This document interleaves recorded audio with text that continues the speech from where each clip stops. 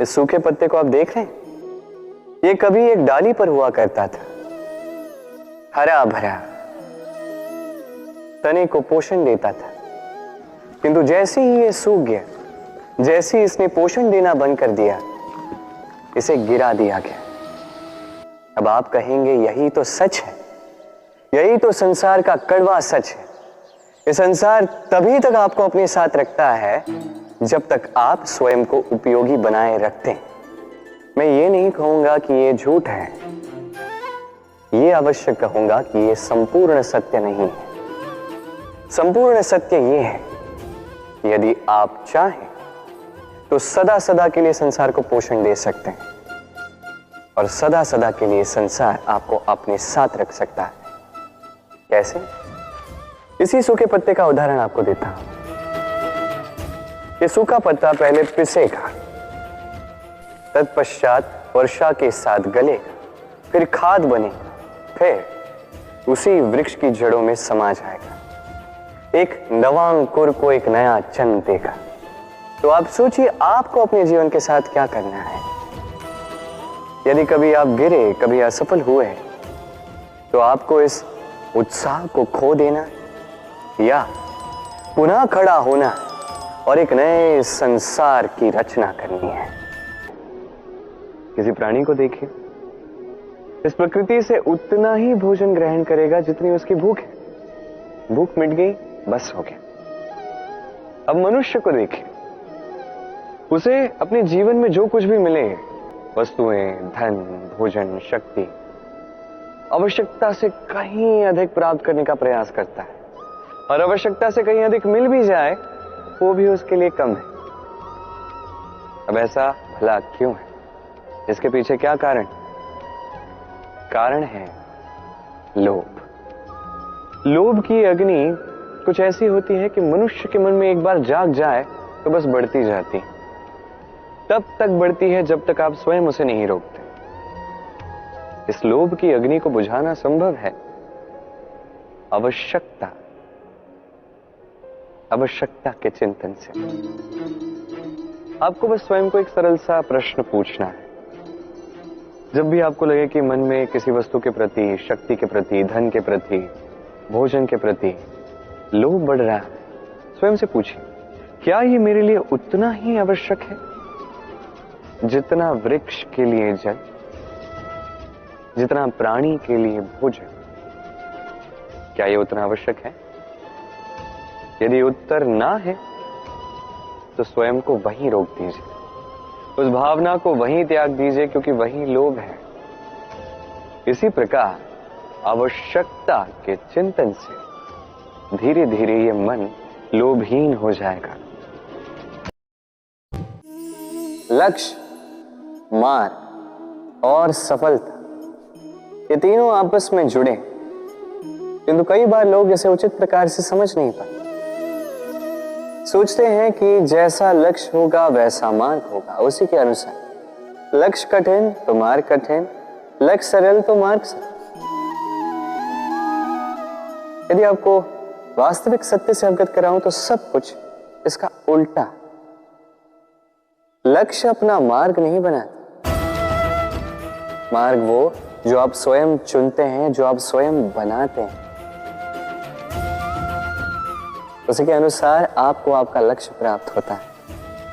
इसलिए जीवन में जब भी लक्ष्य तक पहुंचने के मार्ग के विषय में आप कोई भी निर्णय ले, सोच समझ के लीजिए, क्योंकि मार्ग अत्यंत महत्वपूर्ण होता है। मार्ग यदि शुभ हो तो लक्ष्य स्वतः शुभ हो जाए। आपने कभी मोर को नृत्य करते हुए देखा है? कहा जाता है कि जब मोर नृत्य करते हैं उनके नेत्रों से अश्रु बहते हैं। वही दूसरी ओर है हंस। कहा जाता है कि ये मरते समय भी कलरव करते हैं, अर्थात गाते हैं। कदाचित इसीलिए मोती के दाने हंस चुगता है, मोर नहीं। इसका एक ही सार है, जीवन में आप जो भी कार्य करें, बड़ा हो चाहे छोटा, प्रसन्नता के साथ करें। मन में कड़वाहट रख के नहीं, मन को दुखी करके नहीं। यदि इस संदर्भ में आपको कोई उदाहरण दूं तो किसी चित्रकार को देखिए। चित्रकार अपने चित्र में जो भी रंग भरता है वही रंग प्रतिबिंब बनकर उसकी कला को रंगत देते हैं। स्मरण रखिए, प्रसन्नता के साथ जो भी कार्य करोगे वो बहुत अच्छा होगा। कई बार लोग इस बात से दुखी रहते हैं कि क्यों बार बार उनकी क्षमता पर संदेह किया जाता है, क्यों बार बार उनकी परीक्षा ली जाती है, क्यों पूछते हैं कि यही मेरा भाग्य है जो बार बार मुझे अपनी सिद्धता को प्रमाणित करना पड़ता है। लोग सोचते हैं यह दुर्भाग्य है, मैं सोचता हूं यह सौभाग्य है। कैसे? संदेह किस पर किया जाता है? स्वर्ण की शुद्धता पर, लोहे की नहीं। कसौटी पर बार बार उसे ही परखा जाता है, तांबे को नहीं। रत्नकार के प्रहार हीरे को सहने पड़ते,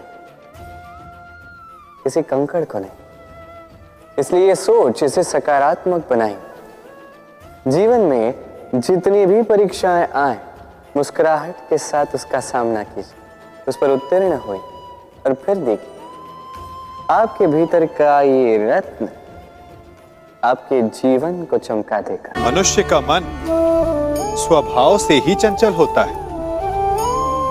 अब बालकों को देखो, माता पिता कहेंगे कि नदी के पास मत जाना, वन में मत खेलना, तो अवश्य वो वही करेंगे जिसके लिए उन्हें मना किया गया हो।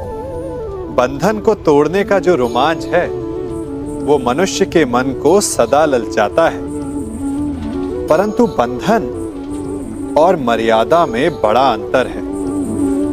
कभी कभी बंधन तोड़ना उचित होता है, परंतु मर्यादा तोड़ना नहीं,